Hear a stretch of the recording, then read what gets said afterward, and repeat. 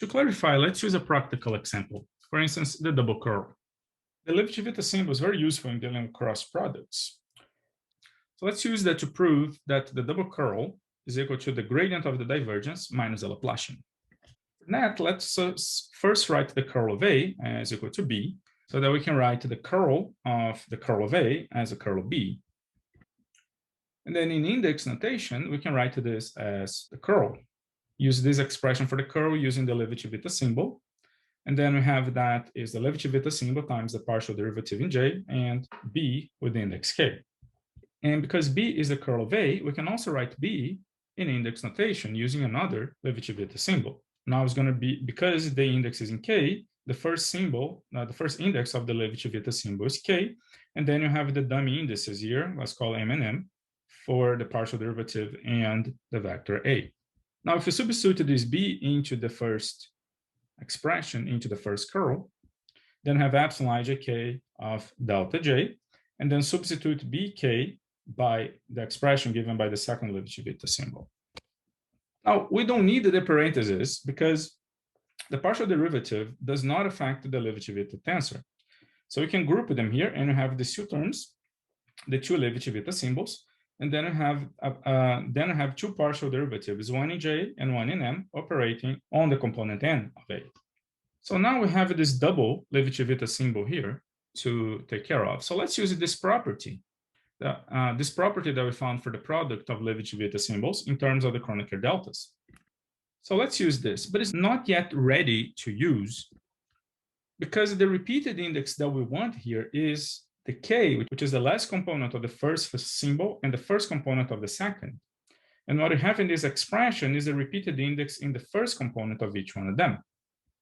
So we need to rearrange the symbols with cyclic and anti-cyclic permutations. So at first, let's use the fact that the symbols are dummy and swap K for I. So I'm rewriting here K and I. Whenever you had a K, now it's going to become an I, and vice versa. And then we want to rearrange this K so that it goes to the end. So what we're going to do is a cyclic permutation to shuffle K to the back. So K goes to the back and J goes to the front. So this is a cyclic permutation, doesn't change the right-hand side. So we're almost there. Now, if we want IJK, what we need to do here is an anti-cyclic, an odd permutation on I and J. So this is what we're going to have, IJK and now KMN. So it flips the sign of the right-hand side, and that's what you have. Now, if we plug this back into the double curl, we have these two products of Kronecker deltas. Let's expand them. And now let's contract the Kronecker deltas. We have here Kronecker deltas in J and N. So whenever there is an N, it becomes a J. So this is going to become AJ. We have a Kronecker delta of IM. So it's going to take here this M and turn into an I.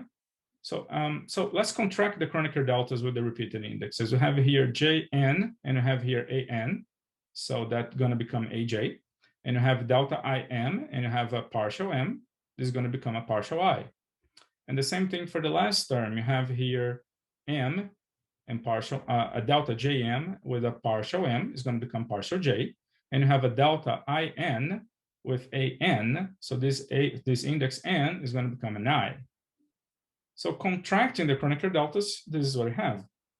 Partial I, partial J, AJ, minus partial J, AI. The first term, partial J, AJ, is the divergence of A. And the second term has partial J.